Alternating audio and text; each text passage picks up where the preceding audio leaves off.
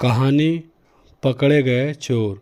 बूढ़े बरगद की एक टहनी पर बैठी मैना ने अपने चारों ओर नज़र दौड़ाकर एक दुख भरी आह भरी और पास बैठे कबूतर से कहा, भैया, लगता है धीरे धीरे यह पूरा जंगल खत्म हो जाएगा। कबूतर ने भी सर हिलाते हुए कहा कि कमबख्त लकड़ी काटने वालों ने फलों वाले पेड़ तक नहीं छोड़े। अब तो यहाँ 3-4 पेड़ इमली, पीपल, नीम और यह बरगद ही बचे हैं, वह भी इसलिए कि इनका आकार बहुत बड़ा है, अन्यथा वे लोग अब तक इन्हें भी काट कर ले गए होते। पेड़ काटने वालों की बातों से इन पक्षियों को पता चल गया था कि इस बार नीम की बारी है। इनकी बातें सुनकर तोते और गौरैया भी आ गए। उन्होंने कहा कि अगर यह शेष पेड़ भी काट गए तो हम कहाँ रहेंगे? शहर वाले या तो हमें पकड़ लेंगे या फिर हम दूसरे जानवरों का शिकार बन जाएंगे। अभी बातचीत चल ही रही थी कि कुछ और पक्षी भी वहां आ गए। सभी ने इस समस्या का समाधान के लिए बूढ़े बरगद के नीचे शाम को एक अपार बैठक बुलाई। शाम होते ही सभी वहां एकत्र हो गए और बूढ़े बंदर को इस सभा का अध्यक्ष बना दिया। बंदर ने भूमिका में जोर देकर कहा कि मनुष्यों द्वारा एक तरफ तो पेड़ पौधों को बचाने के लिए इतनी योजनाएं चलाई जा रही हैं, वहीं दूसरी ओर कुछ लालची लोग पेड़ों की लगातार कटाई करके पर्यावरण को नुकसान पहुंचा रहे हैं। इसे रोकना होगा।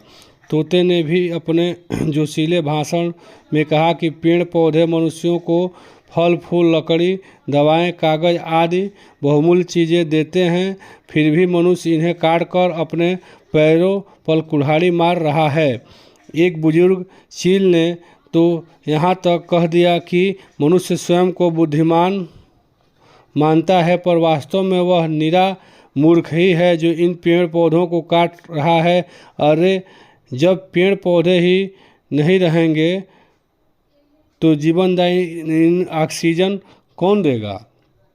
तभी गौरैया अचानक बोल पड़ी, सुना है कि मनुष्यों में भी कुछ पर्यावरण प्रेमी लोग हैं, वन विभाग है, उन्हें बताया जाए तो कैसा रहेगा? बंदर बोला कि उन तक बात कैसे पहुंचेगी?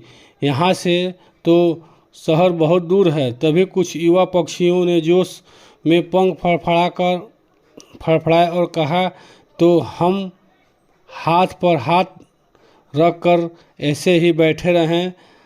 अब हमें कुछ करना ही होगा। देर तक चर्चा चलती रही। अंत में सभी ने तय किया कि जैसे ही चोर नीम काटने आएंगे, कौवा व उनके साथी शोर मचाने लगेंगे। यह गुप्त संकेत होगा। इसके बाद बंदर अपनी पूरी टोली के साथ उन पर टूट पड़ेंगे। योजना की पूरी तैयारी उनके द्वारा कर ली गई। 2-3 दिन बाद जैसे ही चोर लकड़ी काटने के लिए नीम के पास आए, कौवों के संकेत पाकर बंदरों की टोली पूरी तैयारी के साथ उन पर टूट पड़ी और उन्हें काट कर घायल कर दिया। घायल होकर के लकड़ी काटने वालों को भागना पड़ा तथा उपचार के लिए अस्पताल जाना पड़ा। शहर में डॉक्टरों को उनकी दशा देखकर कुछ गड़बड़ी की आशंका हुई। उन्होंने पुलिस को बुला लिया। पुलिस ने कड़ी पूछताछ करने के बाद उन्होंने घायल होने का असली कारण और पेड़ काटने की बात जान ली तथा उनके घर से पुरानी लकड़ियां बरामद करके उन्हें जेल भेज दिया गया।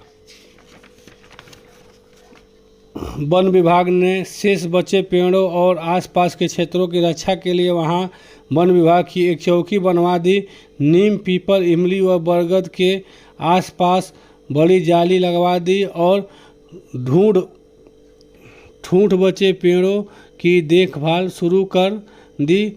कुछ समय बाद उन ठूंठ बचे पेड़ों ने भी नई कोपलें निकलने लगी और पक्षी वहां फिर से आकर बैठने लगे। तो मित्रों, यह था कहानी पकड़े गए चोर।